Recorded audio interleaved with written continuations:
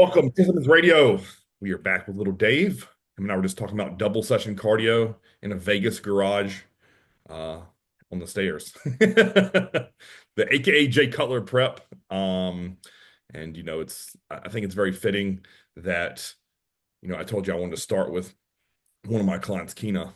She's getting ready for the Vancouver Island Pro Show. We have 3 weeks to go, and she just looks absolutely incredible. And it's one of those things. I'm going to share photos with you guys in a minute, but I first want to say this: like, you know, in bodybuilding, we have to play our cards that we are dealt. And Yep. if you have beautiful shape, you got to lean into it.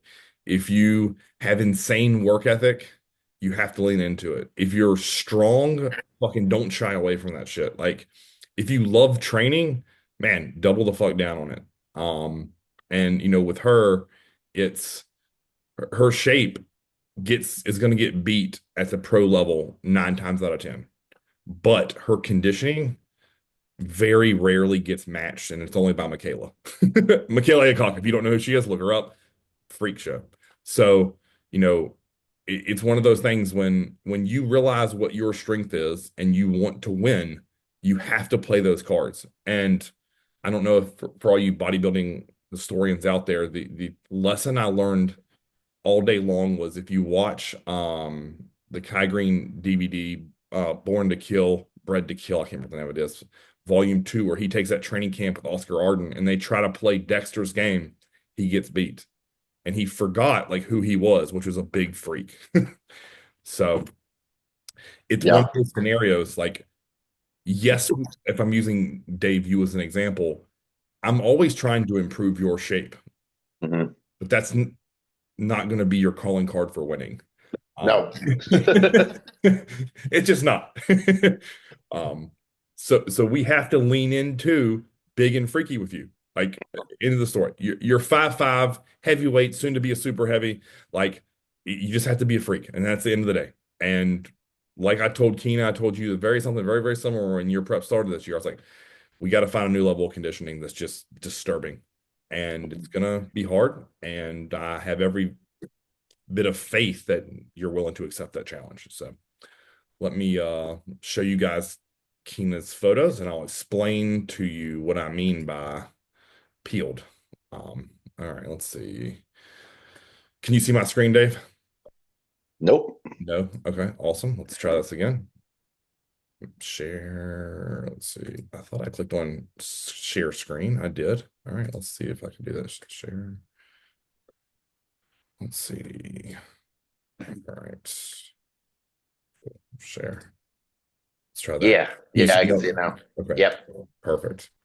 All right. So this is her 3 weeks out. Well, technically, it was 3 weeks and 1 day out after leg training. And I mean, if you can look how crispy that detail and conditioning is, it's, Yeah. Especially post legs. I mean, that's wild. yeah. I mean, I think people throw the word peeled and shredded around a lot. And Way too often. this is what it looks like. And Yeah. because I've seen her in person multiple times, like this looks even creepier in person. Yeah. Yeah. And I know that because her boyfriend told me it did. Uh, and I mean, if you just look at the detail within the glutes, like there is no fat left. You can see that in her face. I mean, her rear delt, for fuck's sake, is strided from the side and the side chest. Um, hmm this is what next level conditioning is. And listen, it will just get crisper as we go. And so yeah. So if you are looking to what condition looks like and what you should, if you say you want to win and you want to do it based on conditioning, like this is what you're going to need. Um, Yeah. so yeah, I mean, that's no other way around it. And that isn't pretty. That isn't when I mean pretty, I mean that isn't pretty in the fact of like what we had to do to get there. Um, there are many, Yeah. many going to bed hungry nights. There are many mornings waking up doing cardio and still being hungry. Um, Now, listen, because you've worked with me, but like, there's refeed days built in there. But there's a lot more hungry days than there are refeed days. To Yeah. get I mean, shit. The refeed days, you're hungry as fuck too. correct. Yes. Yes. You Agreed. know, Agreed. like, It's always the biggest brain fuck. You're like, cool, I had 600 grams of carbs today and it felt like water. Did any of it stick? I don't know. It sure as hell doesn't feel like it. Um, it's I'd really drove her down 2 weeks in a row pretty aggressively. And my goal, just for anybody who coaches out there, just to give a little insight, my goal with her is to steadily now at like the 2.5 week out mark start pulling cardio back. And for reference, she was doing 5 days a week for 40 minutes in the morning fasted. That was it. Yeah. So I wasn't killing her from the cardio front, but it was more of a food perspective. And today we pulled back total cardio to 30 minutes at 5 sessions a week. So that's going to be a drastic reduction as far as steps. So you figure reducing cardio by 50 minutes for total per week. And then midweek we'll probably start slowly adding food back into training days. Yeah. So that way she looks fresh on stage, she isn't beat up, and again, as you guys can see, like there's literally no fat left. I know it might look like that because her hamstrings aren't fully dug out. That's post leg day. Like her fasted check-in this morning, her hamstrings were stripped like an accordion. So yeah, it's just if you want to win, and she wants to get on the Olympia stage this year and qualify, and you got to do that by winning a pro show, like that's what it's going to take for her. And Yeah. I know that some people hear that and they're like, man, that fucking sucks. Like, but when you realize when you're competing against some of the genetically best in the world, you got to do crazy shit to beat them. And I told her, I was like, we have to make every other person look like they didn't do their homework and show up fat. Even though they're in good shape, it's not going to look good in shape compared to that. And that's what you got to do. Mhm. And if someone did their homework like Kayla you, effect. yes, yeah, exactly. And if someone shows up and they did all their homework, man, like you just got to shake their hand and say, "Good shit." I know what it took to get that. Like, Yep. because all the other people were out of your control. And again, that's why I love bodybuilding. Yeah. Because she could finish first or last, and I will be so proud of that look when it comes stage time. Yeah. And that's what we chase. I think that's like a very underrated topic right there is, doing the work required is honestly the fun part of bodybuilding. Agreed. Like you're not gonna walk off even like if you win and you half-assed everything, like how do you feel good about that? Right. Yeah. You know? Yeah. And obviously that's different for everybody. Like I've met people who, they've never won a show, but every time they've done the best of their potential. Yeah. And they, I feel good about it because I know they fucking worked, and they feel great about it. Yes. And I mean, not the dog, but that's life, Yes. like, but it's a very different story. Like if you didn't do the work and you don't show up correct, like no shit. Yeah. I mean, I've had to say to a guy once, and listen, this is probably not one of my prouder moments as the coach, but he clearly did not do what was required. And then he had the nerve to say to me after the show, "Man, I'm so looking forward to this cheat meal. I can't believe that you're gonna let me have it." And I said, "Who in the world said you get to have a cheat meal? Did you earn that? Because it sure as hell doesn't look like you've been cheating the whole time." And he later admitted that he was. I'm like, you didn't have to admit to that to me, man. Like I know. Yeah, we know. Yeah, we know. Been doing It's not hard to figure it out. No, no. And I think that sucks, right? It's like, oh, I tricked him. I'm like, bro, there's no tricking. I see hundreds of bodies a week, Yeah. and I know who falls and who doesn't. It's a Yeah, simple. it's pretty fucking easy to see. Yes. Yes. There's a couple outliers that throw me in for a loop occasionally. But it's rare. Let's just put it that way. If we pull 50 to 100 grams of carbs, add 5 minutes of cardio, and put Clint in, and the scale weight does nothing or goes up, yeah, something's up. I'm with you. Yeah. And something's up may be going to the gym and talking between sets and scrolling Instagram. Like I guess, and this is actually a great topic. I think I would love to segue before we get into some arm training. Is my expectation when I build the program is that you give your max intensity in the weight room and on the cardio. Yeah. Like, and I put your food at a level to where if you execute everything in the gym and on the Stairmaster or treadmill, the food should work perfect. But if you aren't giving the effort that I believe you have in you, then I'm typically going to overfeed you, is how that looks. Right. Yeah. And I'm not saying I've never gotten that wrong with someone. Um, but for the most part, I can get it pretty close. So if I've always looked at it this, it's like if my effort is just constant, unless whoever was coaching me tells me to give less effort, it's like, hey, Chris, like, don't go red line legs today. Okay, that makes sense. But if like John knew if it was a leg day or honestly any training day, I was going to redline that bitch. So my food was according to that. So it's Mhm. almost like that if you have that constant in your plan, the food can always adjust around that. But if your level of effort is solely dictated on your mood or how you're feeling, that is very unpredictable, you know? And that's why, everyone I hate the question, I'm sure you do too, is how do you stay motivated to train or eat that way? Or like there's no motivation, man. Like there is determination. Yeah.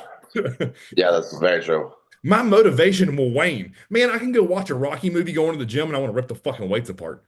Yeah. But guess what? When I go in there, no matter if I watch that Rocky motivation or fill in the blank, I'm still trained to the same level. Yeah.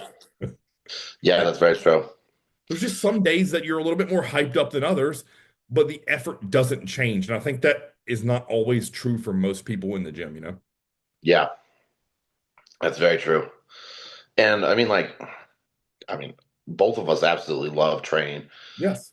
I have not had a gym day where I didn't want to be there. Yes. Great. I definitely had gym days where it was more difficult to be there, like Right. shit happened, but like I was still there at the gym because I wanted to be there. Yes. So I have a hard time understanding when people are like, oh, I don't want to be at the gym. I'm like, well, then don't. Right. You Yeah. know, like there's nothing forcing you to do this, but I can't imagine trying to have a good training session if I didn't even want to be at the gym because that means your goals are not relevant. Yes. Because like imagine going to college and be like, man, I don't want to be at college. Yeah. Your goals aren't fucking relevant then. Like like going to class is not going to be helping you. No. No. You're not there just to have, you're there because you had an original goal, Yes. Yep. just like bodybuilding. Oh, that's And if you lose that original goal, like you have a fucking problem. yeah. I mean, even when I would train people in person, if they'd say that to me, man, I don't really want to be here today. I'm like, where do you want to be? And they would just blindly look at me. I'm like, no, seriously. Like, where do you want to be at home? You want to be at work? You want to be at a strip club? You want to be with your wife? Tell me, where do you want to be? And then if they told Yeah, me, then go. yeah, yeah, Please. exactly. Right? Like, please don't waste my time because it's important to me. And don't waste your time because it's important to you. Like, if I ever wake up and don't want to train that day, I stay the fuck home. Like, Yeah.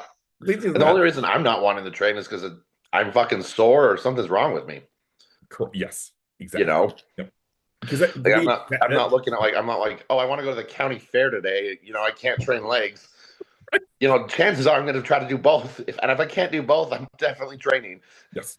I had a client once ask me because I posted a bunch of videos of me training while Angela and the boys and I were at the beach, and they're like, "How do you find time to train while you're at the beach with your family?" And I'm like, you can do everything, right? And he's like, "What do you mean?" I'm like, "I did cardio, I trained, I spent time with them. We were on the beach, we went and did things. Like, you just have to Yeah, organize your day a little bit. Like, and if that means I have to wake up an hour or two earlier than maybe I wanted to, that's what I did. Like, yeah, you, I want to train, and that's the difference. Like, I look for the gym that when we always go to the same beach spot pretty much every year.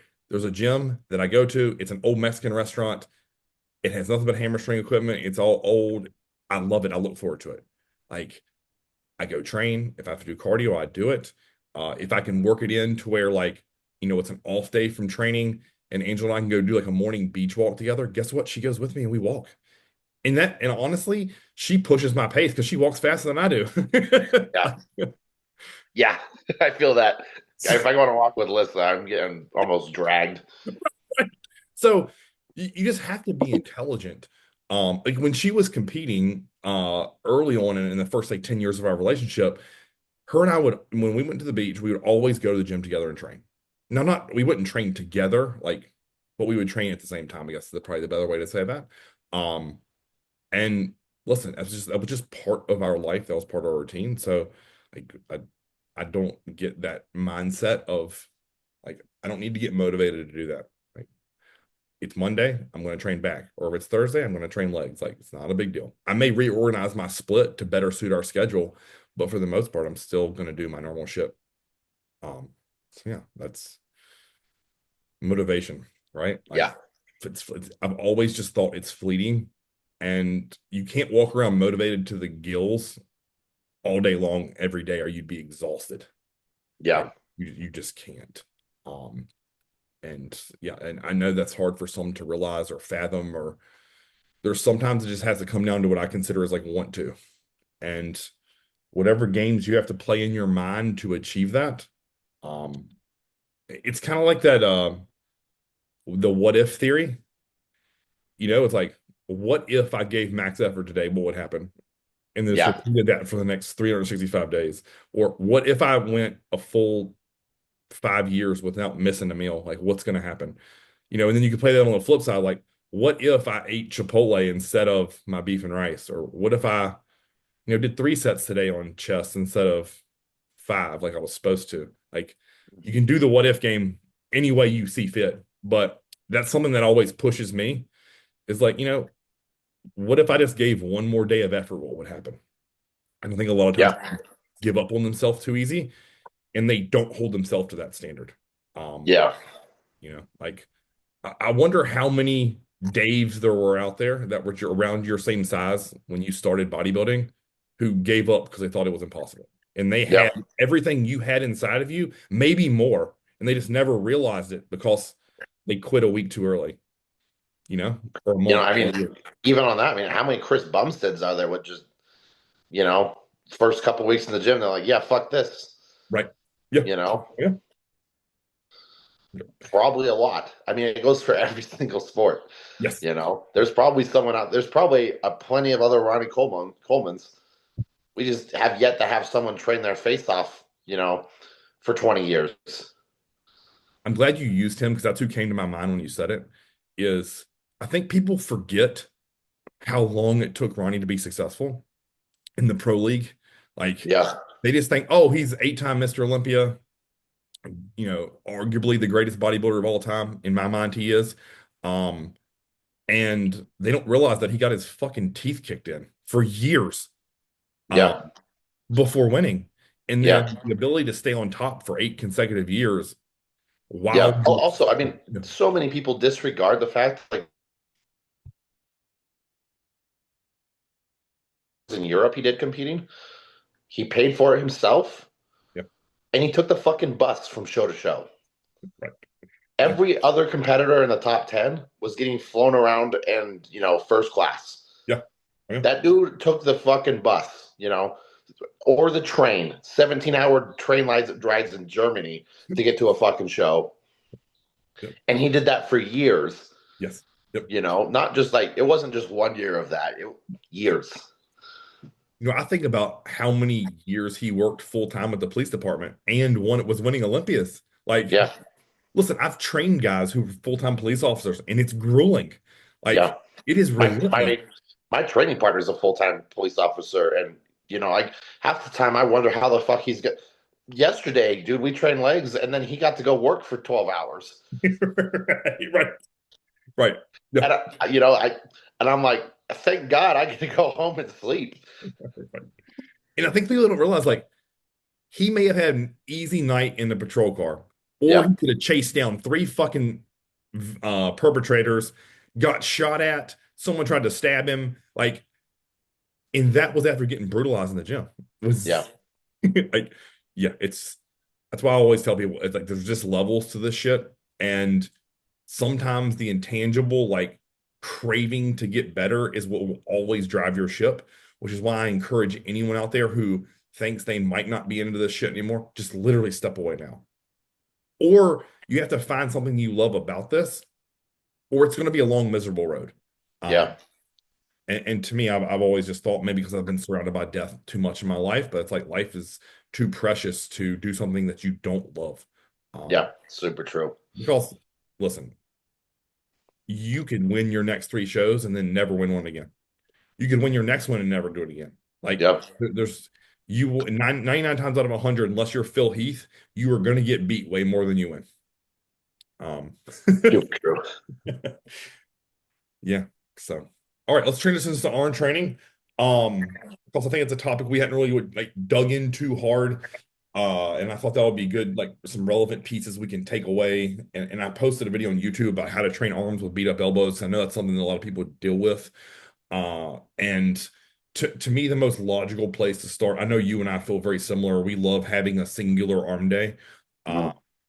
and listen, if you're a bodybuilder out there, I'm begging you all, unless you're walking around with 22 to 23-inch arms, have an arm day. Like, I know it's not hardcore. I know that you may not find it fun or stimulating, but I highly encourage most guys to have an arm day. Do you typically tell your clients the same? Yeah, very much so.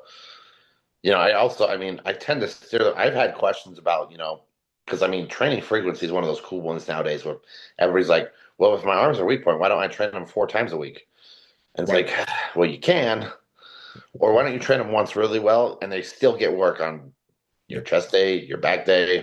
your shoulder day? Yes. You know, Good. I have definitely felt my biceps in leg day, Yeah. you know, strapping myself into a leg extension.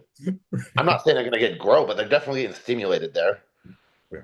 Yep. you know, and sometimes like that's a factor is just not, you have to recover from training. Yep. And if you're not able to recover, like you're not going to grow. Agreed. Agreed. It doesn't matter if you train one set of biceps every fucking day. Like, I mean, you might be able to recover from that, but what happens when you do two? Right. Yeah. Yeah. See, I 100% agree. And I made a video a long time ago about like why I hate push pull legs for small arms.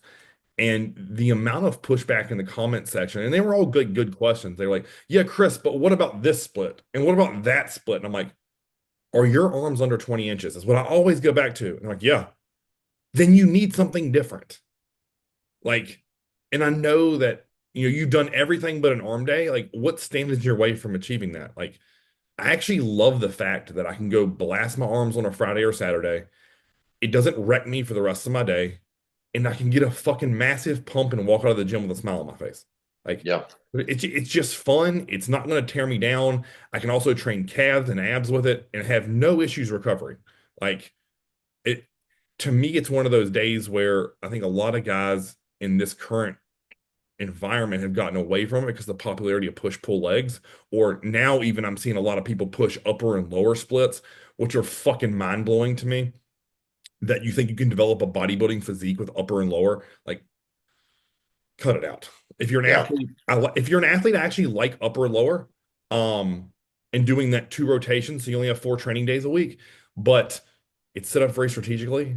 And but in a bodybuilding capacity, I just don't believe. I don't care if you're natural or enhanced either. Like that doesn't matter to me. Um, you have to have enough energy and specificity within a session, in my opinion, to make a muscle blown out. Like Yeah. if you have a genetically great body part, maybe you can get away with a lot less volume there. But even I always go back to this. Like if you look at a guy like say Dusty Hanshaw, who extremely gifted in the back, he's still doing 4 or 5, maybe 3 at the least back exercises per session. Hmm. And that's one of the best backs that I've ever seen in person. Like, Yeah. and I think it's like that's just really, I grew up with John, and listen, his leg days were still fucking hard. He had some of the best legs in the pro division. Like, I can't wrap my mind around, if you're walking around with small arms, why you would want to do everything but an arm day. And I get the vol, like you were saying with the frequency, like, oh, but if I can hit biceps twice over the course of a pull session, doing 2 pull days, awesome. But then the next question to me is like, so you're gonna train biceps after you've crushed your back? Yeah. Okay. So that doesn't make sense. You're going into them, you're always fatigued. So you're going to do them first. Okay, awesome. You're going to hammer your biceps and then try to row heavy. Good luck. Yeah. Because I don't know how you are, but when I hit biceps, if I had to do pull downs or rows or chin ups, fill in the blank, even a machine row, my biceps are going to be fucked. I'm only going to feel that in my biceps. Yeah. Back is going Yeah. to get, my back will still get worked, yes, but my arms are going to be burning from start to finish. Yeah. And I just don't believe that's effective for the whole Yeah. body. Yeah. Your arms may be getting more effective, but then your back's going to get worse. Like that's Agree? not a trade off I want to take. No, no, I agree with you. So I think that was the most logical place to start, like is an arm day. I think next is if you wanted to hit arms, say twice in a week, I have no issue with you doing 4 to 6 sets of cable work, really fast pace at the end of a pull day. Like if you do your back, then you train abs for 3 to 4 sets to give your biceps a little bit of a temporary break. And then you go just hammer, like say hammer curls, 4 to 6 sets, 30-second to 45-second rest periods. Just get a little bit of blood in there. And then you Yeah. come back later in the week and you have a full-on arm day. I have no issue with that. Um, I think that's actually effective. But you have to be smart within that push and pull day to not overtax to where you're having residual soreness that lead into the arm day. Yeah. That's more of like a feeder workout, in my opinion. 1000% agreed. It's just a volumization. And to me, I've always thought, and I know the science people are going to freak the fuck out when I say this, but it's connecting to that body part and just making it aware that I know how to train it. It's almost like trying to marry my nervous system. Like, okay, cool. When I do that cable curl, every fiber in my bicep is working. So then when I go back on my regular arm day, it just reinforces that session. Like, okay, cool. I've already hit this on, say, a Monday. It's Friday. Now let's blow these fuckers out the water. Uh, Yeah. and like, I have no problem if you have a weak body part doing that. Like, let's say you have a trouble like connecting to your chest. I have no problem with like a little touch up chest portion of another day to just get blood in there. You're aware of it, you volumize it, and you get out. I mean, Uh, I do that all the time with like shoulders because I right. don't connect really well to my shoulders, but after cardio, like if I this happens like 3 times a week, not every fucking cardio session, but I'll just do side laterals and try to just squeeze the shit out of them, Right. And I know for a fact that's made a difference Right. because I'm making exactly like you said, I'm making a better mental connection to a Yep. muscle. I mean, picking up your arm is that's the definition of how your shoulder, it's fucking job, Yes. So just feeling that connection and like just having that, oh, cool, this is my shoulder, this is, Yes. Yep. that those little things, but just, and I'm not doing this really, I'm not just trying to fly away. This is all like slow, but just making sure my mind's onto that. Yep. It's the same thing with like training vacuums, Yes. Agreed. Yep. like if you've ever done that, like try to connect to your TVA and you have no idea where that muscle is, Right. Right. Yep. like how do you train that? Right. Yep. I mean, a lot of times if I'm having one of those off periods of where I'm not really connected to my back, whether that be off season or pre-contest, I will literally post cardio. I have a Rogue pull-up bar in my basement. I put a reverse band on it, and I'll do 5 sets of 5 of reverse band pull-ups. Like, and the premise of that is it's non-fatiguing. I control the negative, and all I want to do is feel that lat expand and contract off of my rib cage. And Yep. 25 reps with the reverse band, none of those are to failure. I'm just saying, hey, find that lat, make it work, and then it just reinforces what I do in the gym when I train my back. Yeah.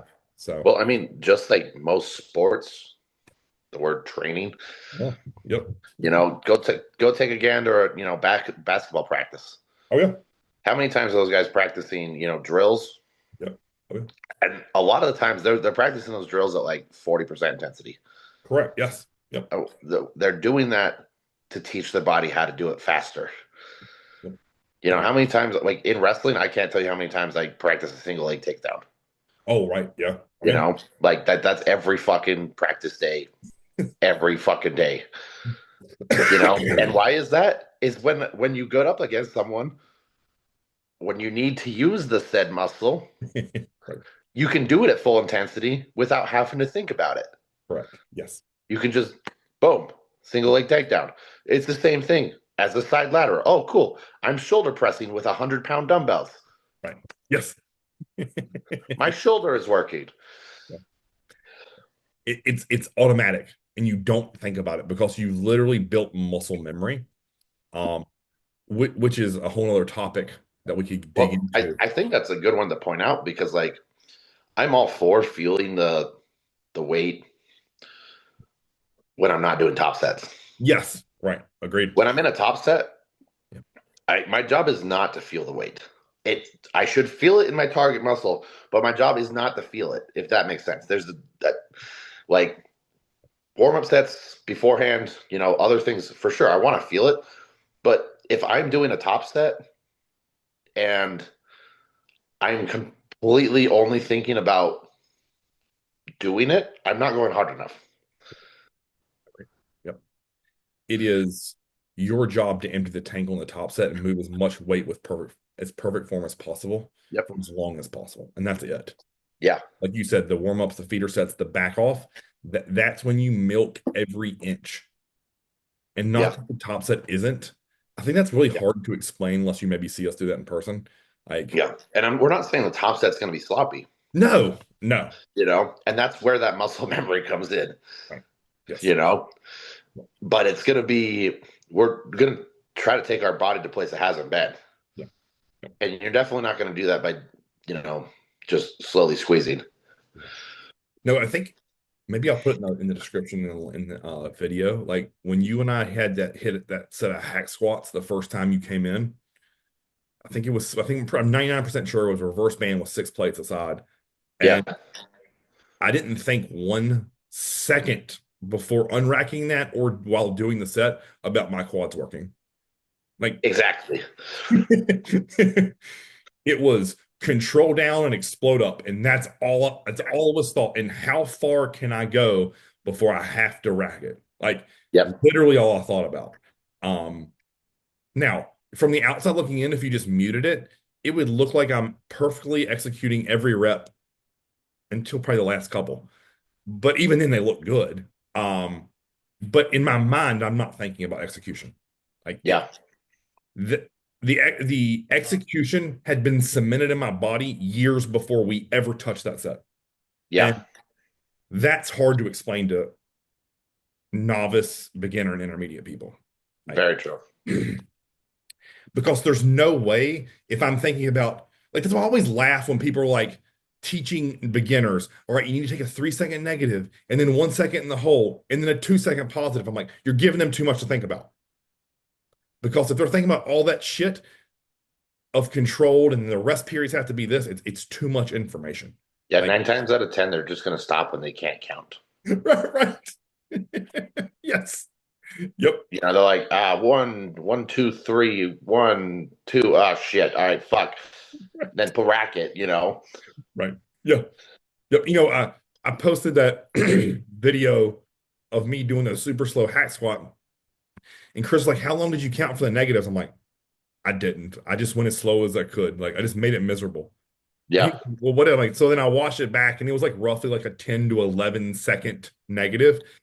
And I'm like, well, it's about 10 seconds. I'm like, but don't think about that. Just think quad, quad, quad, go as slow and just find pain and stay there. Like, Yeah. and I think maybe that's an advanced technique to make your brain do that. But you have to do that in my mind. Like, I've never picked up 4 plates off the ground and thought about perfect form. Like, Yeah. Yeah, you're not wrong. You just get in the right. You've picked it up. You can pick up 1 plate with and think about form. Honestly, like 1 to 2 plates on deadlifts. Like I'm legitimately like that's all I'm thinking about. right. Yes. Like I could legitimately pick that up with just falling back and pushing my hips down. Yes. Like I weigh more than 225. Right. If that first part of your form is correct, it should just lift off the ground Yes. as you bring your hips lower. Right. Like that's all you're doing is pivoting. So that should happen. Right. But when then you have 400 pounds on there, your job's just gonna do the same thing as before, but just do it.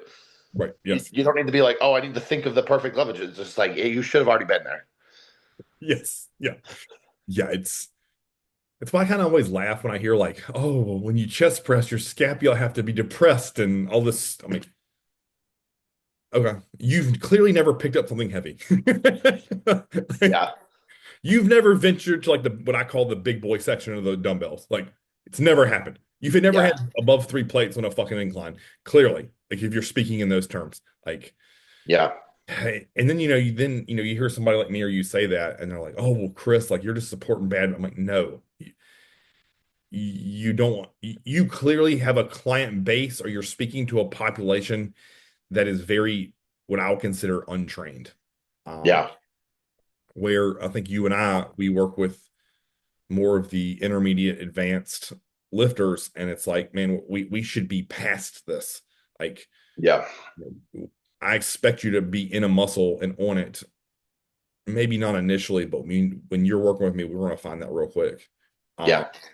and learn that and move on. So, yeah, I think probably the next thing, like you love starting with triceps like I do, right? Yeah. Same, same. It just makes my bicep workout better, I feel. It Yeah. always feels like it takes too long to get warmed up if I do biceps and then triceps through the elbow. Yeah. It's also funny. I get a weird it's not pain, it's just like a weird this is happening. Like Mhm. my tendon's gliding over my other tendon. Right, When if I do try biceps first and my biceps are fully like pumped and I go to do like a dip, right. Oh yeah. my elbow's like it just I get that glide and it's not painful. It just doesn't feel right. So then I feel that the whole time. Yeah. And it's hard to just lock in just because I'm like, is my elbow gonna blow off? I know it's not. But Yeah. Easily avoidable. You just yeah, well, yeah, transpose just do those. triceps first. Yes, yes. Yeah.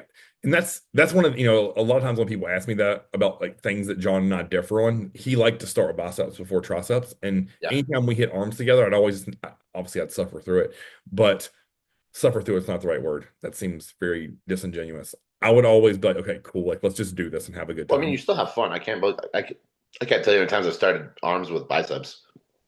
And it's Yeah. like, okay, cool.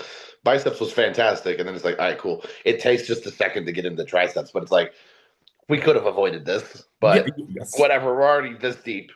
Yeah. Agreed. I'm 100% on the same page with that. In terms of, let's talk about like, what is your one or two cable movements you like to start with? Like, if you had to pick two that you loved to start cable wise, what would you say? Uh, Straight bar tricep push downs. Okay. Um, and then, um, what is that? Just bent over extensions. Oh yeah. Same cable. Yes. Honestly, the same bar. Right. Yeah. Yeah. I like those. If you know what's really funny is I always found like with the straight bar, I really like to do like 1.5 reps, but I don't do it. I do 1.5 out of the contraction. So it's Yeah. like double contraction per rep. I really like that.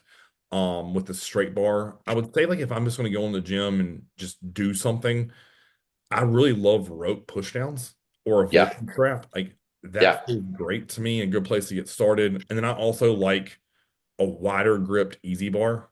That Yeah.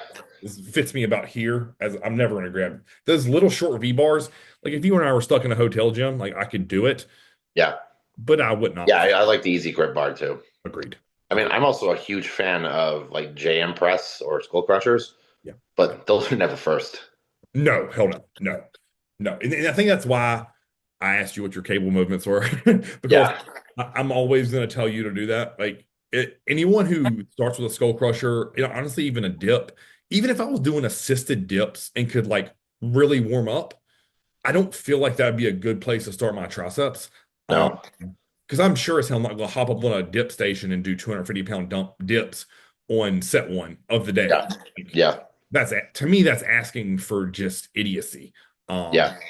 Even though like, if let's say someone offered us $100 per dip, if we could just do it on the street, like would I jump up there and probably try it? Yes. But I wouldn't want to start a workout like that all the time. Yeah. So yeah, I definitely like those two cable variations. I just anything with the spongy grips like John used to have us do, I like. Yeah. But I actually find that the single arm, or if I can get a dual cable to where they're not like banged together off of one pulley, I Yeah. prefer that. Yeah. Like the Hunter Labrada. Yes. Yeah. What is that cable station? The free motion? Yes, the free motion. Yes. Yep. Mm, Yep. That feels really good to me. I like those crossbody extensions he does where he just grabs yeah. the cable. Yeah. Same. Um, That's exactly what I was talking about. yeah, any of the cuff stuff I like to start with. I'm trying to think. Then from there, if you have access to a good weighted dip machine, that to me is a perfect place for it, is after a Yeah. couple of cable movements. Um, if you need a long, like if the long head of your tricep sucks, I like to typically go like some sort of cable push down to start and then an overhead extension, like you said, to really kill on that tricep, and then go into a machine dip and then finish with either skull crushers or JM press. Like to me, the exercise sequencing of that is perfect for triceps. Um, Yeah. and I mean, that's pretty much how I've structured your tricep workouts, and your arms have done nothing but get better. So, that feels good to the elbow. It's safe. And then, I mean, man, I'll be honest with you, like, I don't ever feel like at this point, like I've lost tricep strength by doing skull crushers last. Yeah. Very rarely, I don't think ever, other than you maybe, has someone come into town and skull crushed more than I have. Um, yeah. Yeah. So, I am somehow I am very gifted in that department. Just a random tricep strength. yes, yeah, yeah. Your triceps were strong. I mean, let's see. When we were at pros, like what we had the whole stack on that assisted dip, plus I think it was double band, right? Like, did I double Yeah. band it? Yeah. And we were cruising like 15, 20 reps of that shit. Yeah. So yeah, Of the pad push down, by the way, we weren't doing yes, yes, yeah, yeah, yeah, yeah, Someone's gonna comment that. Like, yeah, yeah. shit, you were cruising out, so that's gotta be light as fuck. Right, yeah, yeah, yeah, right, yeah, yeah, yeah. Let's see. Listen, when you post JM press videos, it always makes me feel like I'm such a bitch in the gym. I'm like, the fuck. Yeah, you're very strong at those and good at them. Is that something that exercise always something you connected to? Yeah, Yeah. very much so. That and skull crushers, like first time I did a skull crusher, I was like, oh, there's my triceps. Oh, yeah, yeah, yeah. It took me a while to even just like figure out tricep push downs. Mm, Is that like I felt skull crushers better than those, if that makes sense. yes, yeah, it does. And I mean, listen, yeah, as a whole, your triceps are very strong. At pressing and extension that dip. So, Yeah. and I think that probably also carries over to why you can chest press so much with free weights. Yeah. Pretty much. Right. So, I mean, to me, that's how you structure the tricep. I think the next thing to really talk about is, volume and rep ranges. 10 to 20 to me for rep ranges is what I like for triceps. Like, and I'm not Yeah. saying I've never done a skull crusher or a close grip bench press or a JM like in the around an 8-ish Yeah. with a couple forced, but as a whole, 10 to 20. Yeah. Sometimes even a little, I mean, push downs like, well, I mean, at some point I think going north of 20, just a smidge is totally acceptable. Yes. Because there gets the point where, I mean, like me and Zach, when you had tricep extensions 1st, Mhm. I mean, our first set, we had the first top set. I mean, we got the entire stack and a 45 pinned on there.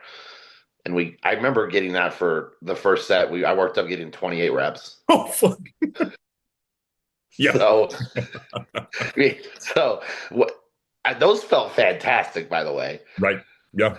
Oh, yeah. But I mean, the back off set, like I'm so fucked already. Like we take the plate off and I get like 24. Right. Yes. Yeah. Yeah. Yeah. Right. We take 45 pounds off and I get less reps. But yeah. No, yes. I mean, you nailed that. I don't think anything is wrong with above 20 for arms. no, I think it's hilarious that people like talk about arms in the 4 to 6 rep range, and that's how they're grown. Yet these guys have under 20s. I'm not going to listen to you. yeah, I'm sorry. Kick rocks. Like, I'd have to stand on the cable stack for you to get 4 reps on a push down. yeah, And I'm probably having to push. I'm probably having to push up to drive it down. yeah. Like, Then there's no way I can even brace that. no, like your abs would be fucked. Yeah, I'm already like, it's an ab workout too, because I'm like, have to, like holding that in place is like my entire body weight is what I'm dipping, like pushing down. Yeah. Yeah. I think it was that day right before we went back to the airport for you, like we were doing overhead extensions, and we were like, I can't put this much weight; it's gonna pull me up. Yeah. Yeah. Super true. So again, yeah, I think you guys have to be intelligent when who you're listening to. I think you and I have banged on that drum enough. Like arm training should not be complicated. I mean, we talked about triceps in 10 minutes. Like, and if you think about that logically, it's warm the elbows up with 1 to 2 exercises, a hard dip, and then skull crusher, JM press, close grip bench press. Any of those are great places for something strong to finish with and just overload the shit out of it. Yeah. And if you work hard and if you do 2 to 3 sets per each of those, I feel like nothing is wrong with recovery and nothing is wrong with too much or too little volume. Uh, Yeah. could you do less arms? You certainly could. You could do two working sets with each one of those, and you figure that's what 2 times 4 is 8. That would be good. You could honestly you could cut one, and you could probably just do 6 sets if you wanted. But just remember, you have to take those things to the end. Um, you know, Yeah. if you're going to do it that way in that little, like if you're going to do one tricep push down and say a dip on that dip machine, I'd probably do a rest pause and I'd probably band it like against the band. And then with skull crushers, I'd probably finish it with like a triple drop set or something to make it really awful. Yeah. You can definitely do it that way as well. Yeah. Cluster sets on skull crushers are probably one of my favorite things. Agreed. Yep. Yep. All of those work really, really well. All right, so biceps. I like to start on a cable, or that be with a D handle, an easy bar, or a rope. Do you feel the same way? I also don't mind starting with dumbbells, either a No, hammer I or really like starting with alternating dumbbell, agreed. So I'm the and same. then cable, and then preacher. Yep. Yep. Yep. I mean, you nailed that. The only thing I would add to that, I tend to like to finish with a stretch, some kind of stretching curl. Yeah. Um, even though I just saw somebody post a study where that doesn't work, apparently. Yeah. Yeah. The I mean, as long as you're not laying on a flat bench and curling behind you like what they want you to do. Yes. Yeah, agreed. Agreed.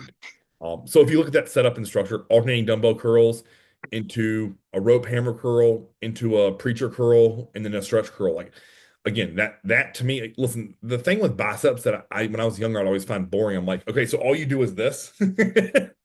Yeah. That's all you're doing. Yeah. You curl I your think wrist. one thing that always gets really missed too is that the supination, Oh, yeah. Yeah. especially on like fixed bar things, because what generally happens is, I don't know if I can show this on this, but instead of coming to here where that elbow's here, this elbow goes out. Right. Yeah. So they're curling, but their elbow's coming like this. This is Yeah. a really demonstration. Their elbow's coming up Right. and keeping that, because you can't, it's not a fixed, if it's a free bar, like, you can see supination like that Right. with a dumbbell. But if you're grabbing something, but your elbow is coming up, Yep. you're not supinating Yep. because, Yep. so that's like a huge one. Like I see all the time. People Yes. be, even like machine curling with a straight bar, but their elbows are like, they're curling like almost like this. And then they wonder why their wrists and elbows hurt. Right. Yep.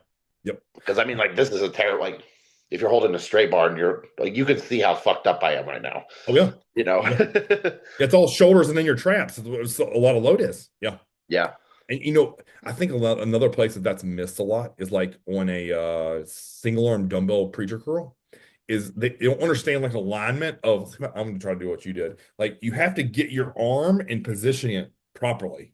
And you Yeah. have to realize that when you come up, like as you said, that pinky has to turn. I always try to think about turning that pinky to my ear. Yeah. And like aligning, like I don't know how you are, but like that hammer strength preacher curl, like grabbing that narrow, I can't fit into it. It feels like shit. Yeah. No. Yeah. I can't do both hands on that because I can't get my elbows to actually line up Right. because my lats are in the way. Right. So that's why it turns into a single arm motion. So I can basically just turn a little bit. Correct. And that alignment is something that you have to play with as you grow. And I think a lot of times people don't consider that like, oh, well, I remember early on in my bicep training, like the close grip easy bar on both preacher curls and standing felt incredible. Yeah, Wouldn't dream of doing that today. Like yeah, I just, as you said, I can't get into that position without my elbows doing something funky and then my yeah, shoulders and my traps still in load. So you that's an evolution process. Again, that's to me that talking point falls on a lot of deaf ears because a lot of times people telling you what to do have never been big enough to run into that problem. And they've never yeah, coached people big enough. Like, because if you tried to make you or I do that, anyone with any shred of intelligence would see that didn't line up right. Like that doesn't look right. What does it feel like? It feels like shit. Like, you know, that's why I like a lot of times to do a lot of single arm cable work for yeah. curl. Because you could get that same area, Yes. Yep. but you can't do it with both because you got lats in the way. But you can do it with one and still keep that same alignment. Yep. And what you just did was that little bit of twist and side bend is a nuance that has to be acquired because you Yeah, understand how the bicep works. That's why you're able to say, okay, cool. Like traditionally, my body doesn't fit in the right position, so I have to move it to get it there. And then when I do, now I can get on that bicep. Um, yeah. So I mean, listen, a lot of things that we just talked about for triceps carry over. Rep range, I feel the exact same. Um, yeah, I think for volume, I feel the same way. Biceps and triceps are no different to me when it comes to the component of that. I know personally, my bicep like fascia feels tighter than the other. Like my biceps burn like crazy, like yeah, horribly. Uh, yeah, it kind of almost feels very similar to calves for me when I train arms. yeah, So just being aware of things like that, and then not shying away from, I think with arm training, not being scared to go with exercises you feel as opposed to what you're told to do. You and yeah, I were raised in a generation where you had to do straight barbell curls. yeah, And that's what I thought the secret to big arms were. yeah. Yeah, and I mean, if you get a good connection, you pump is great after doing an exercise. Like, have at it. Yeah, If you follow it. do an exercise and you're like, I felt that everywhere but my triceps or biceps. Yes, Like, probably don't do that. correct. Yep. Like that's real rocket science there. But that gets neglected so often. Yeah, yeah. And that gray area of individual anatomy and biomechanics goes so along, like you would think that the group preaching that would lean into it, but they almost don't. They want you to say, okay, there's the three tricep exercises for them, probably two tricep exercises you need. Do those, they are the best. And I'm like, what if they aren't? Yeah, Let's say one of those is a dip machine. What if your gym doesn't have one? Then what the fuck are you gonna do? Quit? yeah, No, shut up. What else can we do? There's other exercises out there. yeah. Like not every gym has all the equipment we may need or want. I No, love I that. mean, the gym I've been training arms at doesn't have a dip machine, Right. but I've been loving just weighted dips. Yeah. Right. It's a little bit different, but yeah, it's takes a second, but Yep. it's Yep. worth it. I would much rather use a machine because it's quicker, Yes. Agreed. less have to worry about. But like shit, I mean, like both get the job done. Cor- Absolutely. Yeah. So arm training, anything else you want to add? No, that's really about it. Rest periods, 45 to 60 seconds. Maybe if you're doing heavy skull crushers, maybe push it to 90. Yeah, 90 if that seconds. exactly. Yeah. I mean, I've always been a big fan of like rest periods. I don't think I've ever really timed them in my life. Just as soon as I'm ready, as I feel like ready to, like, if I know I can beat that, and I'm not just gonna be fatigued, I'm just gonna jump back into it. Yeah. Agreed. Agreed. You And know, I if think I that's need what, if I need a minute and a half because I just did a JM press with 3 plates, right. I'm gonna Right. give it to myself. Mhm. But like if I just curled the 60s for 12, like why the fuck do I need 3 minutes? Right. Yes. Agreed. Yeah. I think that's why always a training partner is so effective for like, especially arm days. Is like, you go, I go, we change weight, and that's Yeah, time. yeah, There's nothing to really think about. And yeah, when you and I train together, if we do something really hard or really taxing, we may just take a little bit longer, but instinctually we both know we need it. yeah. I Uh, always like that rule of thumb of like if you're resting long enough to think about pulling out your phone and changing something, you're probably resting too long. You know, Agreed. and that's always worked for me. Yes. Yeah, because it's the truth. Like if I'm doing anything on my phone other than hitting next on the song, Yeah, Stop it. And honestly, every any workout I do now, except for when I train back, I have this watch on, and all I do is just hit next, and it's done until I find Yep. the one. It's as simple as fucking that. If I'm having to answer emails, if it unless it's like some kind of dire client competing situation, which is very rarely the case, Yeah. you won't see me on my phone. I'm sorry, Yeah. not for Yes. 60 to 90 minutes. Exactly. I mean, like this Saturday, I've got two clients in a show, and I know I'm training between prejudging and finals. Yeah, So like the chances of me texting during that workout might be higher, but like at the right. same time, like the what's gonna happen is like not gonna be a. I mean, I'm only gonna be in the gym for this like an hour and a half, Right. Yes. you know.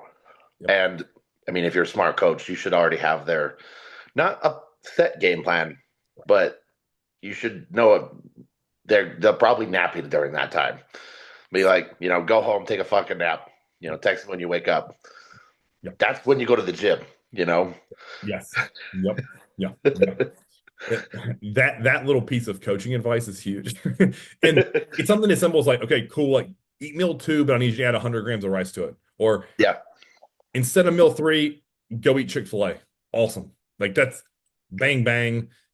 And it's like, eat that meal, rest 20 minutes, pose, send me pics. I'll be out of the gym by then, and we'll do a FaceTime. It's as simple as that. Like, yeah, yeah. I'm not sitting there doing math or no, no, absolutely not. It's something simple like, oh, I think you need beef instead of chicken, or double your carbs, triple your carbs, make it a shit food meal instead of what we had on plan.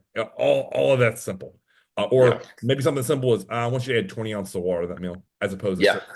yeah. Like, Exactly. so yeah, it's to me, arms in and out. It's not neurologically damaging. Like you can do anything the rest of that day. I've had hard arm workouts and I've never beaten me to the ground. So I think a lot of times, like if you're scared of having an arm day, the best piece of advice I can give you is measure your arms and hold yourself accountable. And if what you're doing now for the next 6 months to a year gave you less than a quarter of an inch, I would highly recommend an arm day. Yeah, And you just make it tangible. And oh, by the way, if your arms grew because you got fatter, that doesn't count. yeah. Super true. Super true. There's not a period of our year where you or I lose arm vascularity.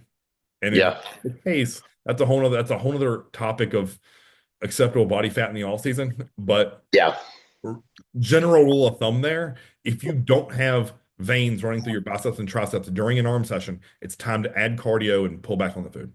yep. Limit the cheat meals. Very true. So, until next time, Chris, Dave, we're done.